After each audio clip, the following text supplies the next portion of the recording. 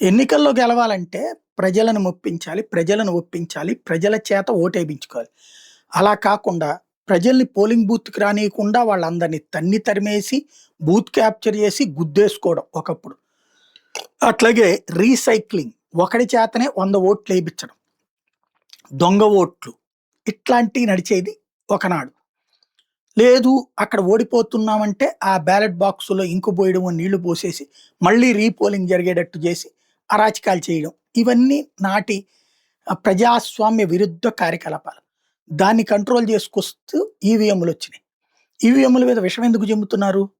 ఈవీఎంలో నువ్వు ఆ రిగ్గింగ్ చేయడానికి ఇక్కడ బూత్ క్యాప్చరింగ్ చేయొచ్చు, రిగ్గింగ్ చేయొచ్చు. కానీ ఒక పావు గంటలో గాదు 10 నిమిషాలలో 1000 ఓట్లు గుద్దేసుకోవచ్చు మన ఆ రిగ్గింగ్ చేసే రోజుల్లో. ఇప్పుడు అలా చేయాలంటే ఇక్కడొక బటన్, అక్కడొక బటన్, అక్కడొక బటన్, ముగ్గురు చోట 3 నొక్కిన తర్వాత మనకు ఓకే చేసి ఇక్కడ సెట్ అవ్వడం. ఒక ఓటుకి నిమిషం నుంచి 2 నిమిషాలు పడతది. ఆ లెక్కన 1000 ఓట్లు వేయాలంటే కనీసం 1000 నుంచి 2000 నిమిషాలు పడతది. అంతసేపు బూత్ క్యాప్చరింగ్ కష్టం. కాబట్టి కంట్రోల్ అవుతోంది. అలాగే ఈవీఎంల మ్యానిపులేషన్ ఇట్లాంటి డ్రామాలు ఆడడం ఎందుకయ్యా అంటే మళ్ళీ ఆ పాత రోజులకు తీసుకెళ్ళాలని. అట్లాగే ఇంకొక దరిద్రం ఏమైంది అంటే గత కొన్నేళ్ల నుంచి మన ఊరు కానోళ్ళని పక్క రాష్ట్రం వాళ్ళనో, పక్క ఊళ్ళోళ్ళకో మన ఊళ్ళల్లో ఓట్లు తెప్పించి మన నియోజకవర్గంలో. అంటే ఒకే మనిషికి 2, 3 చోట్ల ఓట్లు ఉండేలా చేసి, ఎవరికి కావాల్సినటువంటి వాళ్ళు దొంగ ఓట్లు ఏపించుకోవడం. ఇదొక ఆట నడుస్తుంది. దొంగ ఓట్లు కాదు. వాడే 2, 3 చోట్ల ఓటేస్తాడనమాట. ఇలాంటి దానికి ఇప్పుడు చెక్ పడిపోతుంది సర్ద్వారా.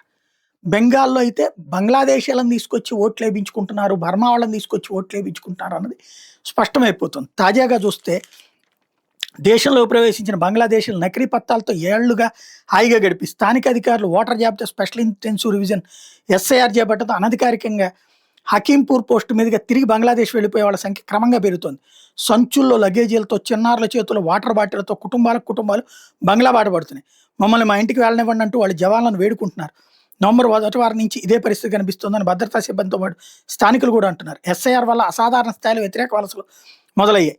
వీళ్ళలో చాలామంది దళారుల సాయంతో ఆధార్ కార్డులు, రేషన్ కార్డులు, ఓటర్ ఐడీలు సంపాదించుకుని ఇక్కడే తెస్టేశారు. అయితే ఎస్ఐఆర్ సిబ్బంది పాత ధృవీకరణ పత్రాలను పరిశీలిస్తున్నారు. వాళ్ళు వేసే ప్రశ్నలకు సమాధానాలు ఇచ్చి రిస్క్ తీసుకోవడం, జైలుకి వెళ్ళడం కంటే సొంత దేశం తిరిగి వెళ్ళి కొంతకాలం అక్కడే ఉండటమే ఉత్తమం అనేది వీళ్ళంతా భావిస్తున్నారు. హౌరా పారిశ్రామిక ప్రాంతంలో దొలగోరి, బిలాటి, న్యూ టౌన్, గనూరి వంటి ప్రాంతాలు ఎక్కువగా ఉండే బంగ్లాదేశీయులు బోర్డర్ పాయింట్ దగ్గర క్యూలు కడుతున్నారు. రోజుకి కనీసం 200 మంది సరైన పత్రాలు లేవనే కారణంతో వెనక్కి పంపించి నిర్బంధంలో తీసుకుంటామని బీఎస్ఎఫ్ జవాన్లు చెప్తున్నారు. ఇట్లాంటి తాము అసలు ఊహించలేదంటున్నారు.